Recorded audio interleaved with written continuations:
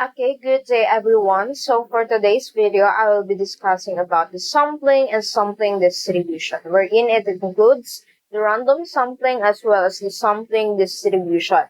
But for this video, I will be focusing on the random sampling first. So basically, this random sampling is already discussed or baka na-mention na siya sa inyo before sa inyong PR1.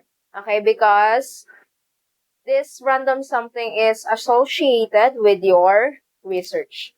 Okay, so let us first discuss the population and sample. So when we say population, that is the total or set of all possible values of a variable. Or ibig sabihin siya yung total number ng isang grupo. Then, kapag sinabing sample, it consists of one or more data drawn from the population. So look at this picture. So as you can see on the first circle, you can see the population. So ibig sabihin that is the total number ng members. Then yung sample natin is kinuha siya from the population. Ibig sabihin ng ating sample is the subset of the population. So for example, ang population ko is grade 11 students. And kukuha ako ng sample which is, halimbawa is yung student. So basically, yung student is a sample of the population grade 11 students. And that is how we differentiate the population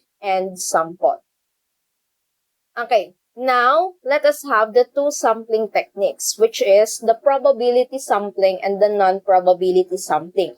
Yung probability sampling na yan is tinatawag din siyang random sampling. So, if nakita niyo yung probability sampling or random sampling, it's just the same. Then, ano ba ang difference ng dalawang yan? Yung probability and non-probability. Sa ating probability sampling, basically, may equal chance na mapili ang lahat bilang sample sa ating population. Ibig sabihin, may equal chance po. Then, kapag non-probability sampling naman, there is no equal chance. Ibig sabihin, medyo bias tayo sa ating non-probability sampling. While ang ating probability sampling, meron talaga siyang certain procedure or certain thing na ginagawa para mapili natin yung specific sample natin for the research. Okay, so sa probability sampling na yan, nandiyan yung apat as well as sa non-probability sampling. Okay, isa-isahin natin yan. So, let us first discuss the random sampling or yung sabi ko nga, same sa ating probability sampling. So, that is the method of selecting a sample from a statistical population. So, each member of the population have an equal chance of being selected. So, nandun nga yung word natin na equal chance. So, ibig sabihin, lahat ng nasa population is may chance na mapili or may probability silang mapili bilang isang sample sa ating population. Okay, so proceed tayo sa types ng random sampling. Okay, ang una natin is the simple random sampling. So that is a sampling technique in which every element of the population has the same probability of being selected for inclusion in the sample. So basically here, atong random sampling natin is basta lang tayo nagseselect or para bang randomly tayo nagseselect. For example, recitation. So, di ba sa recitation, then kayo yung population ko. Kapag nagre-recitation tayo, so random lang akong napili kung sino yung magre-recite. Ganon sa ating simple random sampling. So, another one. So, kayo pa rin yung population ko, then pipili lang ako ng 10 student kung sino yung magiging respondent or participant ko. So, that is simple random sampling. Okay, so basta random tayong pumipili out of the specific population. That is the simple random sampling. Next natin, systematic sampling. That is a random sampling technique in which a list of elements of the population is used as a sampling frame, and the elements to be included in the desired sample are selected by skipping through the list at regular intervals. So, I'll look at the picture. So, as you can see, ang population natin, meron tayong 12 person. And in that 12 person, para makapili tayo ng participant, and ang gagamitin natin is systematic sampling, so every fourth participant yung pipiliin natin. So meron siyang sinusunod na pattern, meron siyang ordered pattern, and meron siyang organized siya. So kaya nga tinawag siyang systematic. So just like in the picture, every fourth. So, ibig sabihin yung 4, 8, and 12 ang magiging sample natin. Or yun yung magiging respondent. So, just like, so halimbawa kayo yung population ko pa din, then nasa room tayo, then so kung sino yung ikalima lagi, so ikalima naman. So, kung sino yung ikalima, siya yung magtatawagin ko. Ganun ang systematic sampling. Meron siyang sinusunod na pattern or yung ating enter. That's the systematic sampling. Next natin, stratified sampling. Okay, it is a random sampling technique in which the population is first divided into strata and then samples are randomly selected separately from each stratum. So as you can see in the picture, we have the population. Okay, then divided sila into groups or yung tinatawag natin na strata. Plural kapag strata, then singular naman kapag stratum. So, yung strata na yun, that is groups. Okay? So, ibig sabihin kapag yung population is divided into groups, okay, then in that every group, pipili po kayo ng representative from each group. Ibig sabihin, kumukuha kayo ng bawat representative sa bawat group. So, for example, sa classroom, dinivide ko kayo into 5 groups. Okay? Then, on that 5 groups, ang gagawin ko is kukuha ko ng tigda-dalawang representative sa bawat group. That is stratified sampling. So, merong representative ang bawat group kahit dinivide natin siya into groups. Okay? Yun ang stratified sampling. Next natin, cluster or area sampling. So, for this one naman, that it is a random sampling technique in which the entire population is broken into small groups, okay?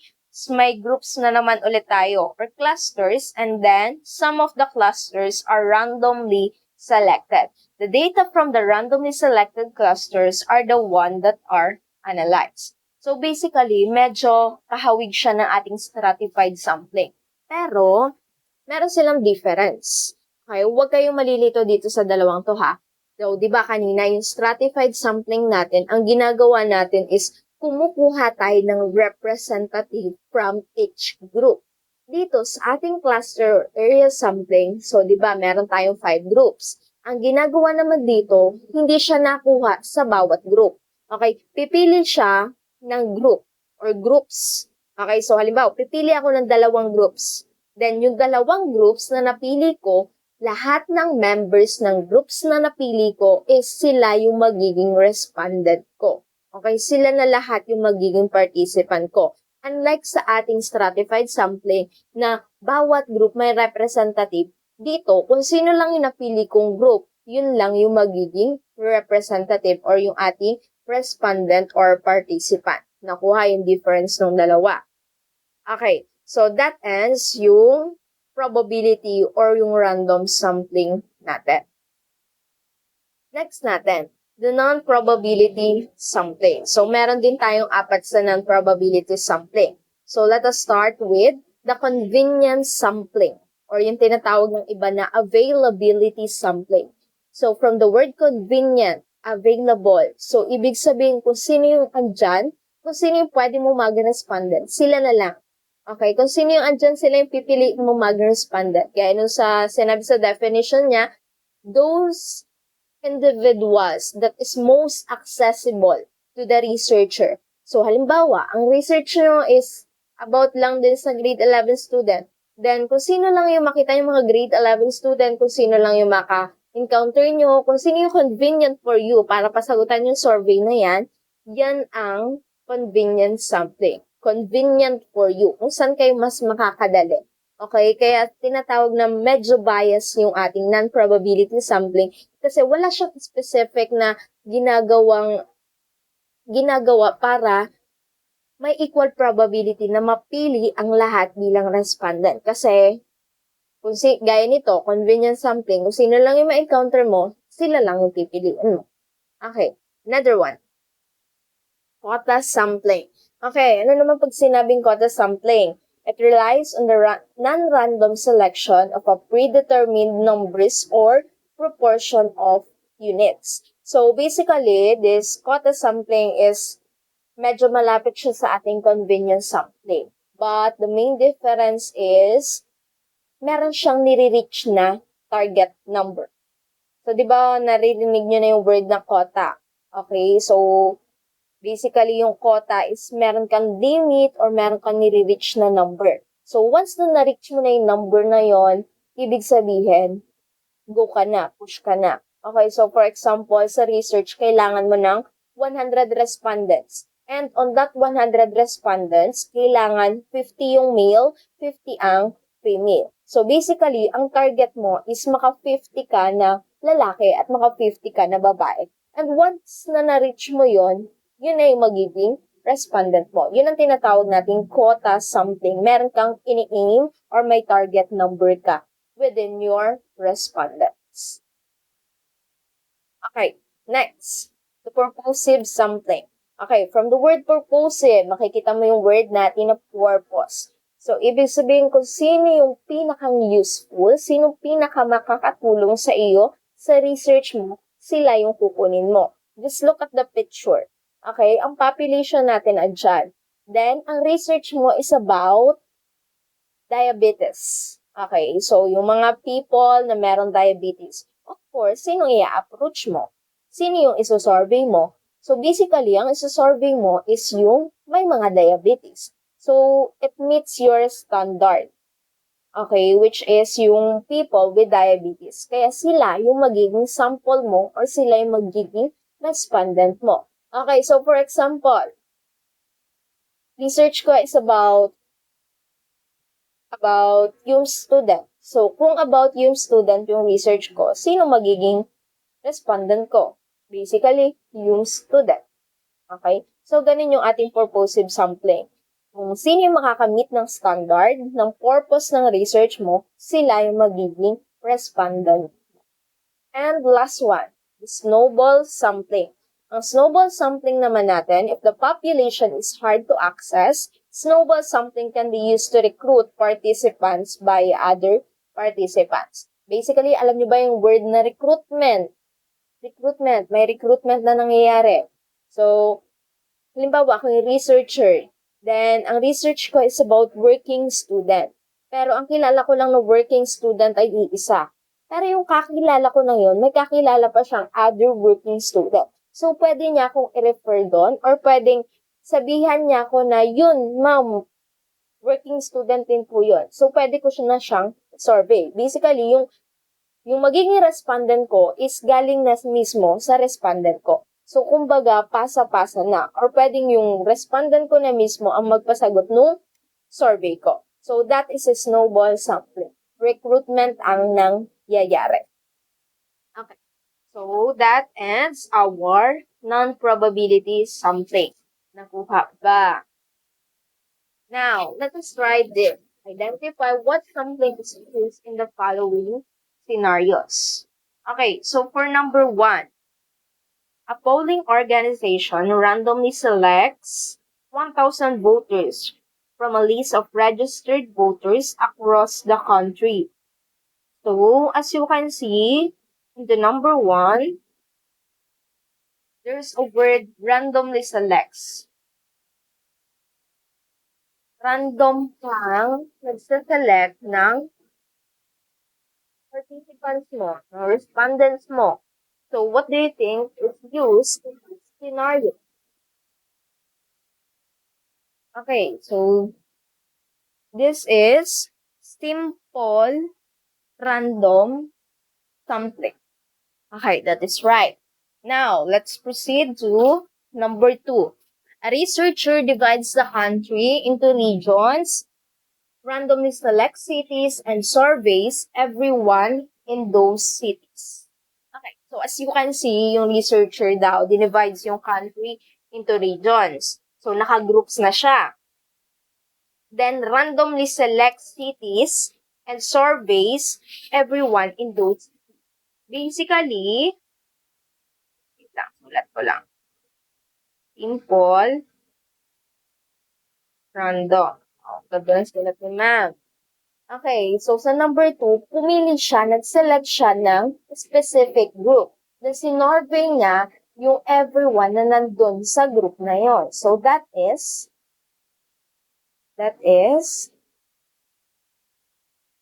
cluster. Okay, next. A teacher randomly selects 10 students from her class of 30 to survey their preferences. Okay, kagaya lang yan nung number 1. So that is simple random. Okay, how about number 4?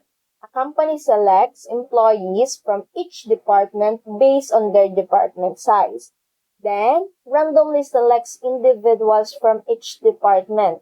Nakita nyo, kumuha siya ng respondent from each department. So, that is divide. Okay, next.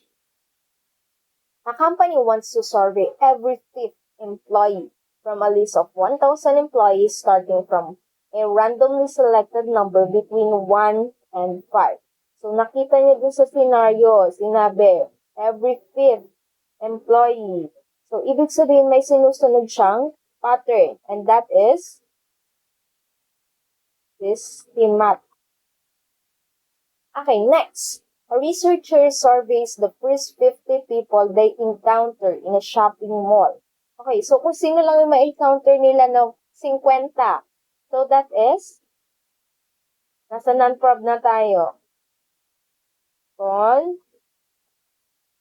Convenience.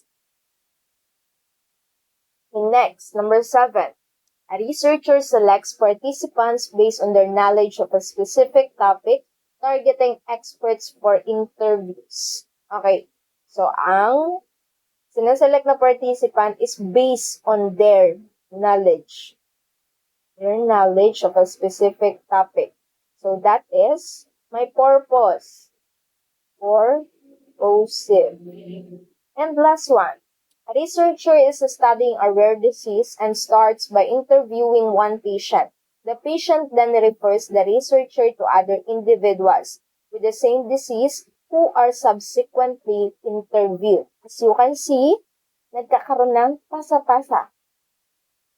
And that is recruitment. Anong tawag natin pag may recruitment na nangyayari? That is no. So, any questions? So, for that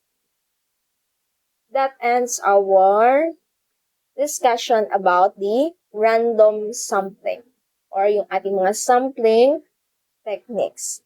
Okay, so that's all for this video. So, I hope you learned about the probability and non-probability sampling. So, thank you!